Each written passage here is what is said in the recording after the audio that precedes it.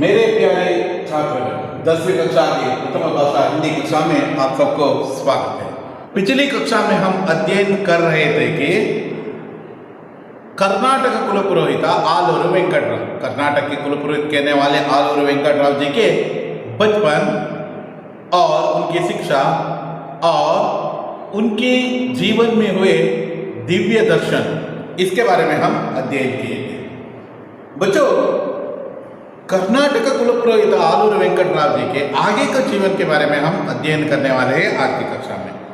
बच्चों, यह पाठ अत्यंत महत्वपूर्ण इसलिए कह रहा हूं कि 3 मार्क का यहाँ एक प्रश्न जरूर आते हैं। आपके लिए यह थोड़ा एक इतिहास की तरह लगने वाले हैं, हिस्ट्री की तरह जो उल्लेख किया हुआ है, फिर भी यह पाठ आपको त्यागना नहीं है और उसमें उसको नज़रअंदाज नहीं करना है, इसको थोड़ा सा डीपली देखना ही है। कन्नड़ प्रांत तथा कन्नड़ साहित्य की सेवा, कन्नड़ भाषा की अभिवृद्धि तथा कर्नाटक के हित की रक्षा के लिए 1890 में स्थापित कर्नाटक विद्यावर्धक संघ ने उत्तर कर्नाटक में काफी जागृति उत्पन्न की थी। वेरी इंपॉर्टेंट है। 1890 में विद्यावर्धक संघ की स्थापना हुआ था। उस वक्त विद्यावर्धक संघ ने उत्तर कर्नाटक में कन्नड़ भाषा के प्रति एक विशिष्ट तरह से जागृति भी उत्पन्न की थी। संघ की प्रगति के लिए वेंकटराव जी कन्नड़ अध्यापकों के संपर्क भी बढ़ाया। वेरी इंपॉर्टेंट है। ಮಗುವಿಗೆ ಆರಾಮಿಲ್ಲ ಅಂತ ಹೇಳಿದ್ರೆ ಆರಾಮಿಲ್ಲದಿರುವಂಥ ಮಗುವಿಗೆ ಚುಚ್ಚಬೇಕು ಹೊರತು ಬೇರೆಯವ್ರಿಗೆ चुच्चिದ್ರೆ आಗೋದಿಲ್ಲ। वैसे ही यहाँ देखिए कितना अद्भुत तरीके से उन्होंने योजना बना लिया। यहाँ पहले इन्होंने संघ में उनको मिला दिया जो कन्नड़ सिखाते हैं, कन्नड़ जो कहना पढ़ाते हैं, उनको यह जो कर्नाटक की हिस्ट्री के बारे में मालूम रहना है। वह यदि मन लगाकर यह जो कहना सफलतापूर्वक कार्य किए तो वह जीवन में कभी भी असफल नहीं बन सकते हैं। सक्सेसफुल बनने की जो आशा हम प्रकट कर सकते हैं। यह उन्होंने संपर्क बढ़ाया और उनको प्रोत्साहित किया और इस संघ में आपको ज्वाइन होना है और इससे आप कन्नड़ भाषा की जो कहना स्तर बहुत ऊंचाई तक रख सकते हैं। संघ के कार्यों में भाग लेने के लिए प्रोत्साहित किया, जिसके परिणाम स्वरूप धीरे धीरे संघ में प्राणों के संचार होने लगा। बहुत तेजी से यहाँ संख्या बढ़ने लगे। जिस तरह जो कहना बहुत लो लेवल का जो मेंटेनेंस था वह अब कर्नाटक कुलपुरोहित आलूरू वेंकटराव जी के कार्यों के परिणाम यहाँ प्राण संचार हुआ। यानी इसका मतलब है लोग ज्यादा से ज्यादा आकर इस संघ में हिस्सा लेने लगे। वेंकटराव जी के मन में विचार उठने लगा कि कर्नाटक छोटे बड़े रियासतों में मैसूर, हैदराबाद, मद्रास, बम्बई, कुर्ग प्रदेशों में बंट गए हैं। 5 जो विभागों में बंटे हुए थे। इट मीन्स कर्नाटक ऐसे जो कहना छिन्न भिन्न हो गए थे। कैसे जो कहना कर्नाटक एक नाम नहीं था उनके लिए। मैसूरू प्रांत एक नाम, हैदराबाद प्रांत एक नाम, मद्रास प्रांत एक नाम, मुंबई प्रांत एक नाम, कूर्ग प्रांत एक नाम, इस तरह छिन्न भिन्न हो गए थे। लेकिन इस छिन्न भिन्न हुए भागों को एकत्रित करना एक सवाल का जो विषय ही था। प्रदेशों में बंट गया था, उनको एकीकरण होना चाहिए। इस एकीकरण का अभाव से ही प्रांतों में मुकाबला कर्नाटक पीछे पड़ा है। बहुत पीछे रहने के कारण क्या है? कर्नाटक यहाँ पीछे रहने के कारण क्या है? लोग अपने प्रांतों के बारे में देखते हैं, अपने जो एरिया के बारे में देखते हैं। मैसूर के प्रांत वाले मैसूर को ओनली देखते हैं। हैदराबाद के जो लोगों कर्नाटक के वालों के बारे में विचार नहीं करते हैं। ऐसे जो मतलब विचार आए हैं, इन जो के ना विभाजित प्रांतों को एकत्रित करना, एकीकरण करना एक सवाल का जो विषय ही था। यह सवाल जो एकीकरण करने के लिए वहाँ आगे बढ़े। एकीकरण के अभाव से ही प्रांतों का मुकाबला कर्नाटक के पीछे पड़ा है। कर्नाटक विद्यावर्धक संघ ने की मुखपत्रिका वाक्भूषण, जिसके संपादक को भार भी वेंकटराव जी पर ही पड़ा। कर्नाटक विद्यावर्धक संघ वेरी इंपॉर्टेंट है। विद्यावर्धक संघ यहाँ बहुत स्ट्रांग जो यूनियन कहलाते हैं। विद्यावर्धक संघ के जो एक मुखपत्रिका भी थी, उसका नाम था वाक्भूषण। वाग्भूषण का संपादकत्व का भार भी वेंकटराव जी पर भी पड़ा। इसका मतलब है पूर्ण तरीके से इन्होंने अपना जिम्मेदारी ले लिया। इसके संपादक का भार भी वेंकटराव जी भी पड़ा। 1906 में इसके संपादक बने, 1906 में इसके संपादक बने, 1907 के फरवरी के अंत में वेंकटराव जी ने लिखा, वेरी इंपॉर्टेंट है, इस पत्रिका में, इस वाग्भूषण नामक पत्रिका में एक लेख लिखा, एक उल्लेख किया। क्या उल्लेख किया? देखिए, जरासंध की देही की टुकड़ों के जैसे सम्मिलित होने की शक्ति थी, वैसे हमारे कन्नड़ भाषी निर्जीव प्रदेशों में अपने आप सम्मिलित होने की शक्ति नहीं है। वेरी इंपॉर्टेंट है। महाभारत में आने वाले कृष्ण के द्वारा कृष्ण के कहने पर भीम जरासंध को मारा था। कृष्ण के जो कहने के अनुसार ही भीम उसका 2 टुकड़ा करके फेंक दिया था। यह जो जरासंध एक मगध राज का जो राजा कहते हैं, मगध राज का राजा रहने वाले जरासंध एक पराक्रमी राजा के रूप में उभर कर आए थे और यह जरासंध का जो कुछ नहीं कर सकते थे। इसका जो विशिष्ट शक्ति था, आप उसका शरीर का जितने भी टुकड़े करके फेंक दो, वहाँ एकत्रित होने का जो शक्ति उनमें था, वैसे जो विशिष्ट शक्ति उनमें था, ऐसा हम कह सकते हैं। जरा एक राक्षसी का जो नाम है जरासंध, जो कहना इसका नाम आया था। उसका हिस्ट्री के बारे में बहुत विस्तार तरीके से है, मगध सम्राट है, ये सभी हमें हिस्ट्री में देखने के लिए मिलते हैं। श्री कृष्ण के कहने पर, श्री कृष्ण के इशारे के अनुसार वैसे जरासंध का 2 टुकड़ा करके फेंक दिया, फिर भी वह आकर सम्मिलित हो गए, अपने आप आकर सम्मिलित हो गए और एक और बार पुनर्जीवित हो गया जरासंध। जैसे जो जरासंध के शरीर में वैसे जो शक्ति है, अपने आप आकर जीवित, मतलब जुड़कर जीवित हो जाते हैं। मतलब काटा हुआ शरीर दोबारा आकर जीवित हो जाते हैं। लेकिन हमारे निर्जीव प्रदेशों में, ऐसे मतलब बांटे हुए प्रदेशों में 5 विभागों में बांटे हुए हैं, मुंबई, हैदराबाद, मैसूर, कर्नाटक, कूर्ग, बम्बई, ऐसे जो विभागों में बांटे हुए कन्नड़ वालों को एकत्रित होना है, सम्मिलित होना है। जरासंध की देह की तरह ये क्यों सम्मिलित नहीं होते हैं, ऐसा उन्होंने एक लेख में लिखा। सम्मिलित होने की शक्ति नहीं है, या किसी को नहीं भूलना चाहिए कि इन 5 टुकड़ों को मिलाकर इनमें प्राण संचार करने का भार कर्नाटकियों पर है। इन पांचों टुकड़ों को एकत्र करके कर्नाटक नाम का जो नामकरण करना हम सभी कर्नाटक वासियों की जिम्मेदारी है, मतलब हम सबके जो कहना कर्तव्य है। यहाँ इन्होंने पत्रिका में लिखा, यह केवल घोषणा ही नहीं थे, अभी तो उन्होंने खंडित कर्नाटक को अखंड कर्नाटक के रूप में परिवर्तित किया। ऐसे विभाग हुए कर्नाटक को उन्होंने एक अखंड कर्नाटक के रूप में बदलाव किया। भुवनेश्वरी के चरण में पहला कर्नाटक राज्योत्सव मनाया, वेरी इंपॉर्टेंट है कर्नाटक राज्योत्सव। अब हम नवंबर 1 को जो मनाते हैं ना, यह कर्नाटक राज्योत्सव का जो प्रारंभ किया हुआ आदमी आलूर वेंकटराव जी है। भुवनेश्वरी के श्री चरणों में पहला कर्नाटक राज्योत्सव मनाया। इस तरह हर वर्ष मनाने जाने वाले कर्नाटक राज्योत्सव का शुभारंभ भी वेंकटराव जी की ने ही किया है। इनके द्वारा ही, इनके जो कहना अमृत हस्तं से ही यह कर्नाटक राज्योत्सव नामक एक उत्सव प्रारंभ हुआ है। मैसूर, हैदराबाद, कोडगु, मद्रास इत्यादि कन्नड़ प्रदेशों में कई बार प्रवास करके कर्नाटकों के में स्नेह, बंधुत्व, भाषाभिमान जगाने का प्रयत्न वेंकटराव जी ने किया है। वेरी इंपॉर्टेंट है। मैसूर, हैदराबाद, कोडगु, मद्रास और सभी कूर्गा, यहाँ सभी प्रदेशों में इत्यादि कन्नड़ प्रदेशों में कई बार प्रवास किया, वहाँ गया, वहाँ के लोगों को कहा, क्यों आप विभजित होकर जीना चाहते हैं, क्यों आप एकत्रित होना पसंद नहीं करते हैं। इनमें जो कहना स्नेहमय गुण, बंधुत्व, स्वाभिमान जगाने का प्रयत्न वेंकटराव जी ने किया। 1907 में जून में कर्नाटक विद्यावर्धक संघ के वार्षिक अधिवेशन संपन्न हुआ। 1909 में जून में कर्नाटक विद्यावर्धक संघ के वार्षिक अधिवेशन संपन्न हुआ, जिसके एक अंक के रूप में कन्नड़ ग्रंथकर्ताओं का प्रथम सम्मेलन भी हुआ।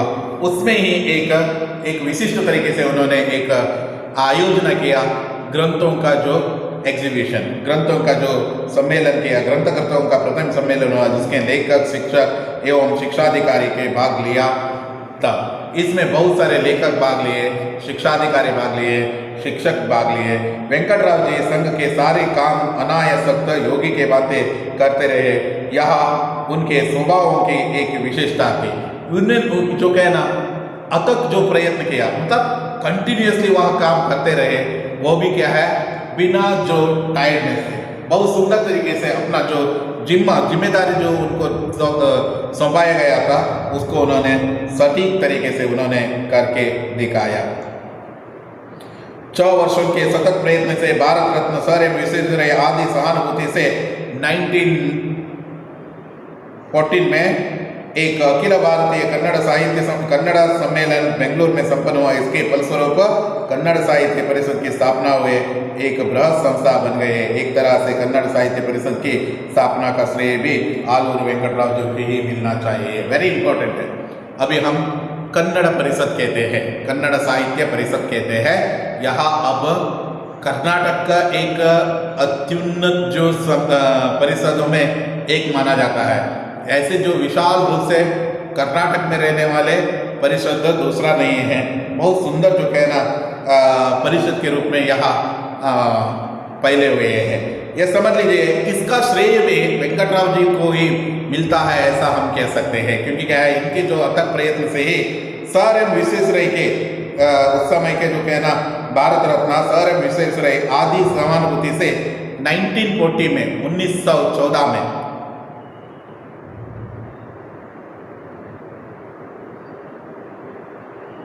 1914 में एक अखिल भारतीय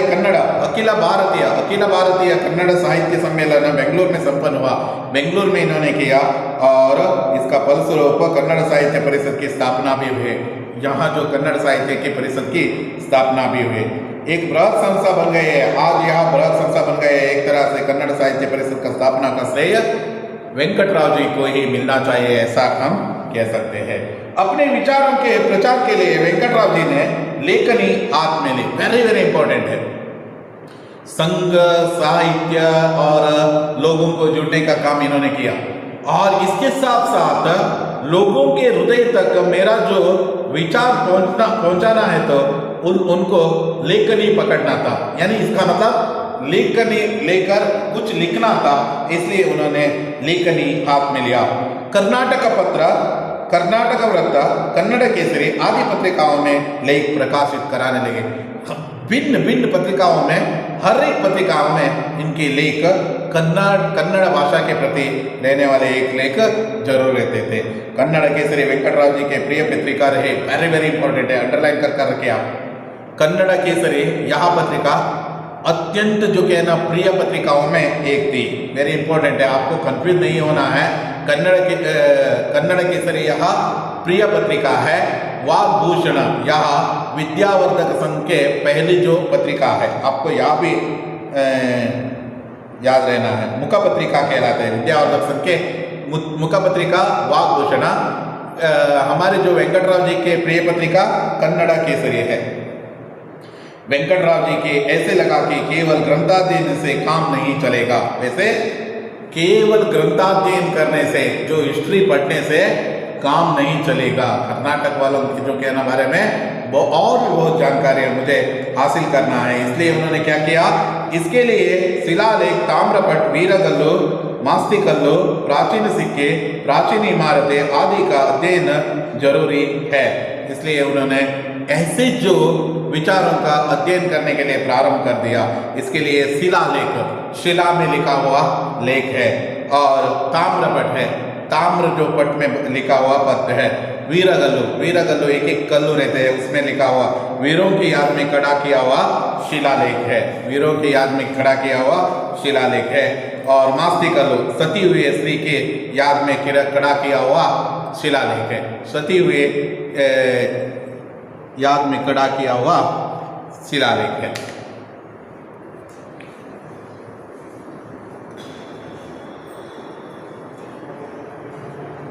प्राचीन सिक्के, प्राचीन इमारतें आदि का अध्ययन जरूर समझा। प्राचीन जो कहना काल के सिक्के के बारे में अध्ययन किया, कहाँ का है, किस समय का है, किसने जो कहना यहाँ पर प्रारंभ किया था।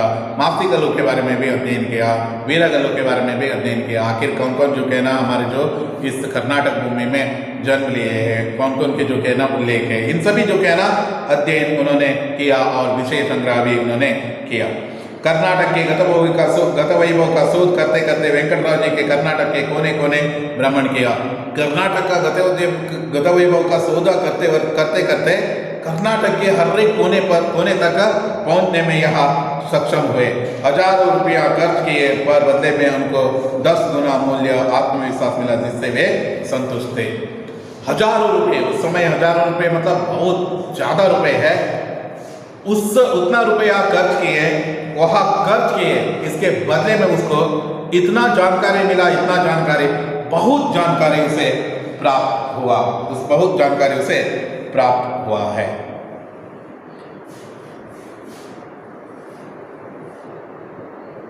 कर्नाटक के इतिहास का अध्ययन करने के लिए एक स्वतंत्र संस्था स्थापना करने का विचार वेंकटराव जी ने करने लगे। तभी पूना के डेक्कन कॉलेज के छात्रों के वेंकटराव जी के 3 अगस्त 1914 के दिन व्याख्यान देने के लिए आमंत्रित किए। उनका अंग्रेजी में दिया गया उत्साहपूर्ण भाषण हृदय स्पर्शी था। वेंकटराव जी के अनुसार जनता में भारतीय राष्ट्रीयता उत्पन्न करने के लिए प्रादेशिक राष्ट्रीयता भी जरूरी है। वेरी इंपॉर्टेंट है। यहाँ एक विशिष्ट तरह से आलोचना करते थे, जिस तरह पूरे भारत में भारत के जो कहना नाम के बारे में ज़्यादा से ज़्यादा गौरव की भावना था। प्रादेशों के प्रादेशिकता के बारे में उतना विचार नहीं करते थे। जैसे आप राष्ट्रीयता के बारे में आलोचना करते हैं तो पहले आपको प्रादेशिकता के बारे में आलोचना करना है, उसकी पहले बचाव कर रखना है। आपको पहले प्रादेशिक जो प्रदेशों के बारे में विचार करना है, इसके बाद में आप पूरे जो भारत के बारे में आलोचना कर सकते हो, ऐसा उनके जो कहना था।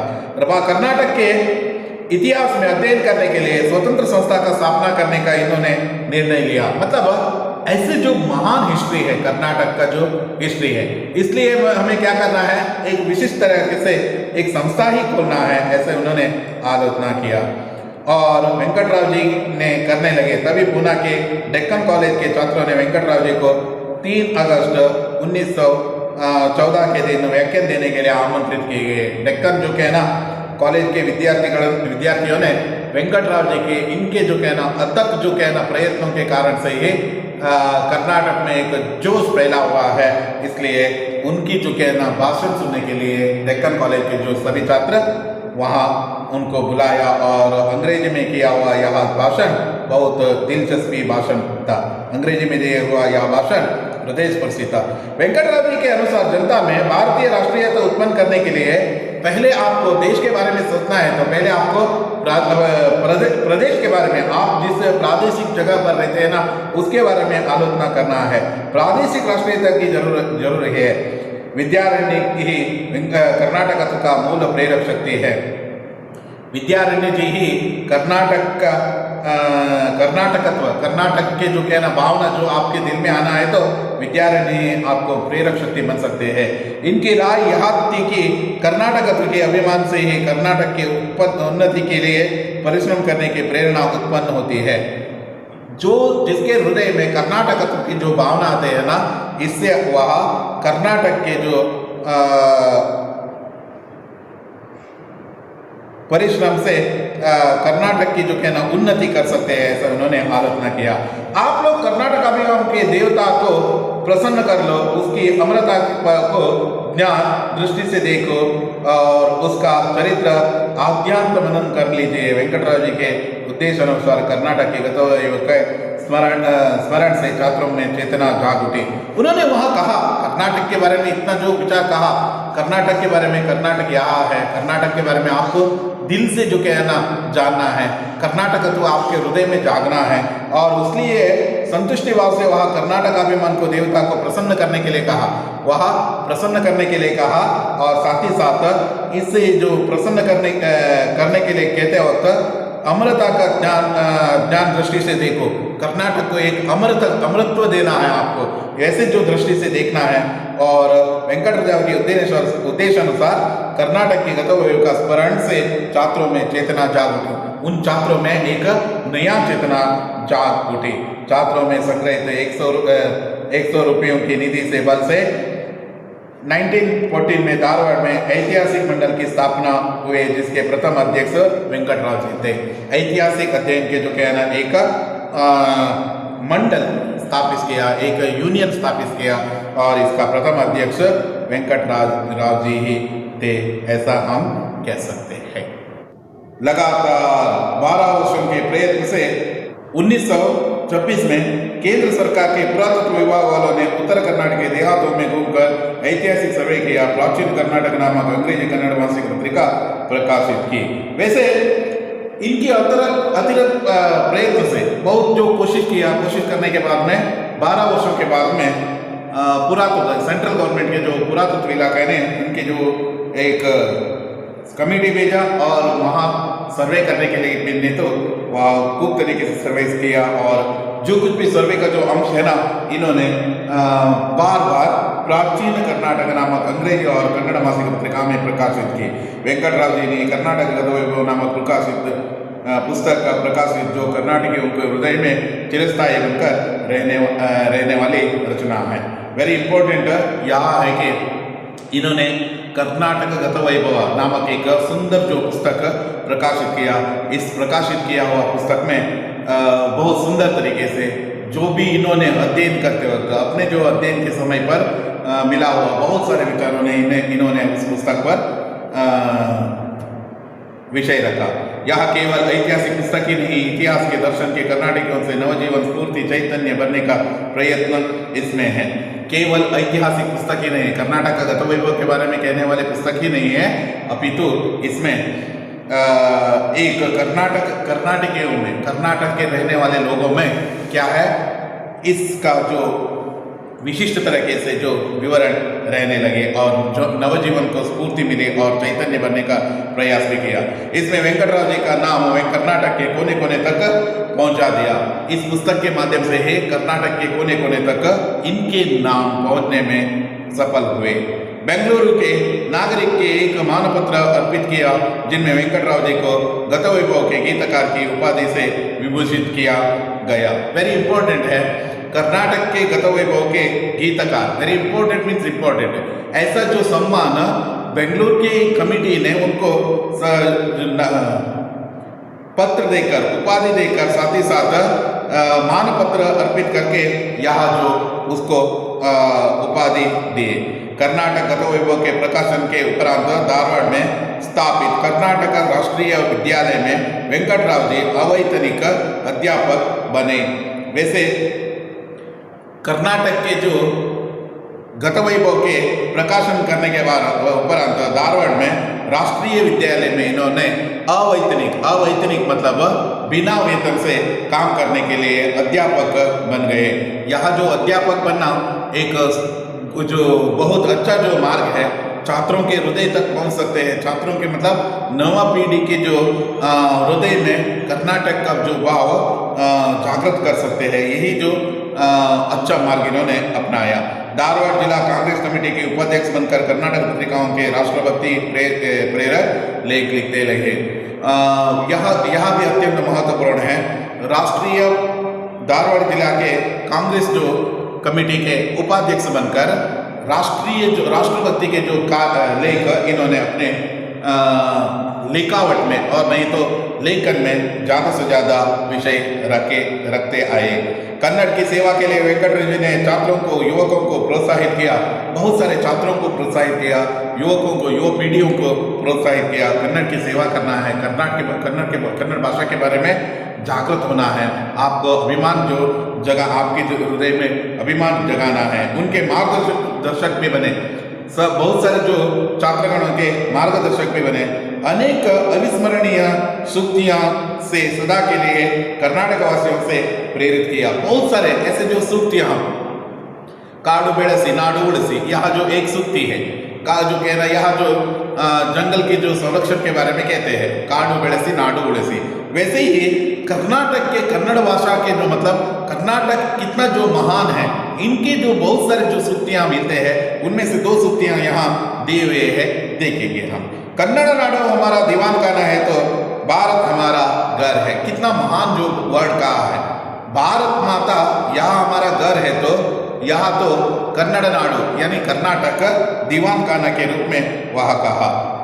भारत माता विश्व देवी की उत्सव मूर्ति है, तो भारत माता विश्व देवी के पूरे विश्व के उत्सव मूर्ति के जो रूप में भारत माता रहे, तो कर्नाटक देवी भारत की उत्सव मूर्ति है। पूरे जो भारत में यहाँ उत्सव मूर्ति है, कर्नाटक की ना कर्नाटक देवी भारत की भारती की उत्सव मूर्ति है। यह जो सूक्तियाँ ये प्रश्न आपके लिए अत्यंत महत्वपूर्ण है, यहाँ भी प्रश्न पूछ सकते हैं।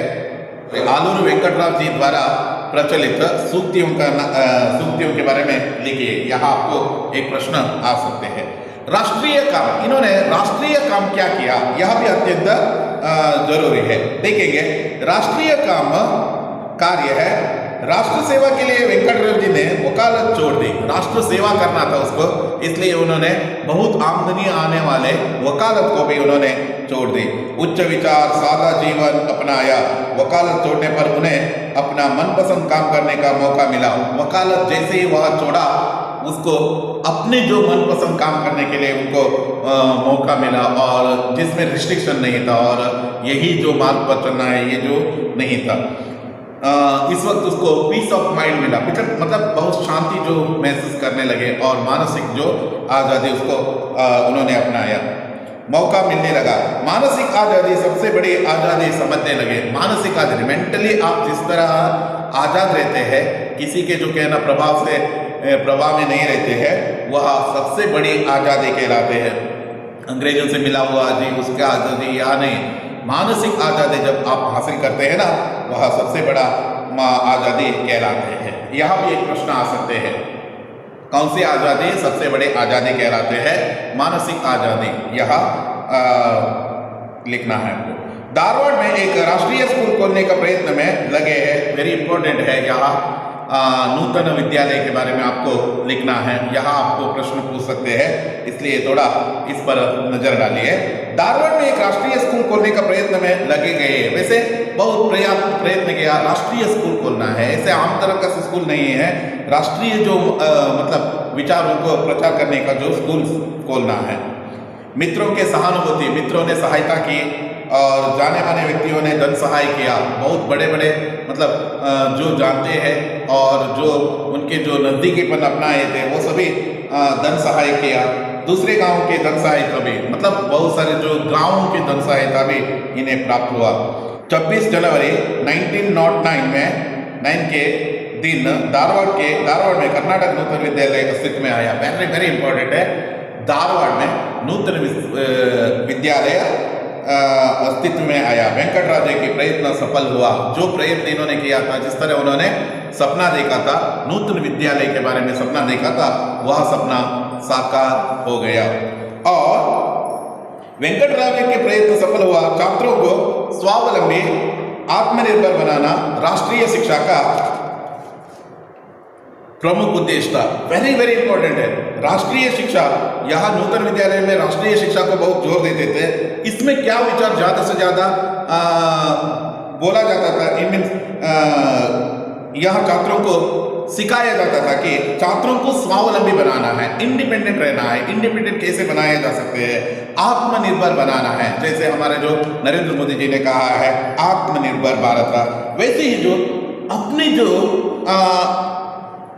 आत्मनिर्भर हम कैसे बन सकते हैं, इन सभी विचारों के बारे में यहाँ सिखाए जाते थे। इसलिए स्कूल में मामूली काम, जो छोटा मोटा काम कहलाते हैं ना, वही उसी पर ज्यादा से ज्यादा जोर देते हैं। जो आपको स्वावलंबी बनाते हैं ना, उस पर ही ज्यादा से ज्यादा नजर रखते हैं। जो आपके लिए ज्यादा से ज्यादा मोटिवेशन देते हैं ना, वह जो भविष्य के लिए एक सहायता बन सकते हैं ना, वैसे ही जो एजुकेशन यहाँ दिया जाते हैं। इसलिए स्कूल के पाठ्यक्रम में लकड़ी का काम, मुद्रण बुनाई, दिया सलाई बनाना, पेंसिल बनाना आदि सिखाए में समाविष्ट किए गए।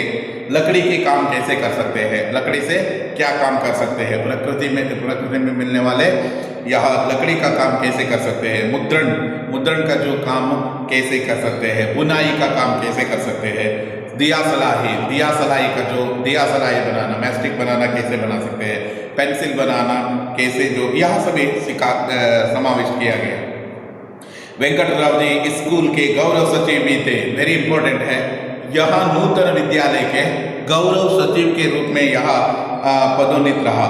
वेतन नहीं लेते थे, कितना महान व्यक्ति है। देखिए जिस तरह हमारा अण्णप्पा शेणै जी है, अण्णप्पा शेणै जी भी हमारे करस्पॉन्डेंट है, फिर भी वह वेतन नहीं लेते हैं। उसी तरह यहाँ भी वेतन नहीं लिए। वेंकटराव जी भी आदर्श विद्यालय के वेतन नहीं लिए, अपने काम करते रहे।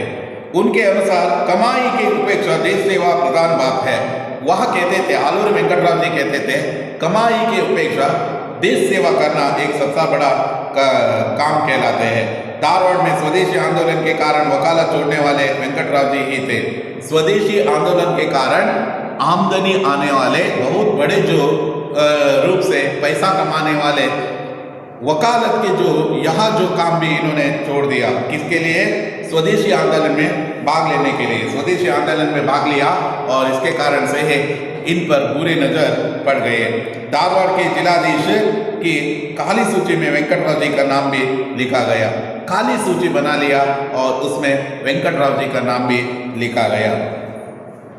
और क्रांतिकारी वीर सावरकर संपर्क में थे। क्रांतिकारी के संपर्क में रहने के कारण से यह नाम उल्लेखनीय है। 1922 में के नवंबर में वेंकटराव जी संपादकत्व जय कर्नाटक मासिक पत्रिका प्रकाशित हुए। यह भी एक प्रश्न आ सकते हैं, 2 मार्क का नहीं तो 3 मार्क का जो प्रश्न आ सकते हैं, इसलिए यहाँ इतना ही लिखना है। लेकिन आपको थोड़ा एडिशन करना है। क्या करना है? यह पत्रिका प्रकाशित होने के पर कर्नाटक के बहुत सारे विचारक लोगों के नजदीक तक पहुंच सके, ये सभी लिखना है।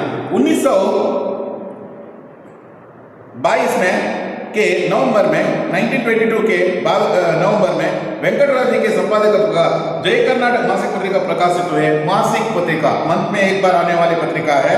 यह केवल पत्रिका ही नहीं बल्कि एक विचारधारा, एक कल्पना थी। एक पत्रिका ही नहीं, एक विचारधारा थी और कल्पना भी थी।